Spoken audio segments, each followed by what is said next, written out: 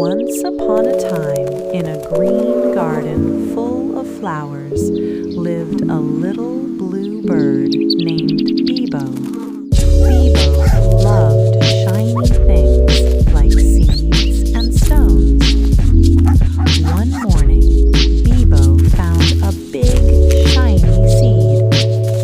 "Oh, this is mine," he chirped happily and flew to his nest.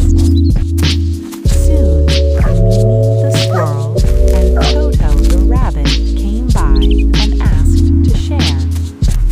Bibo hugged the seed close and said no. That night, the seed was too big to eat alone, and Bibo felt a little sad. The next morning, he saw his friends sharing and smiling together.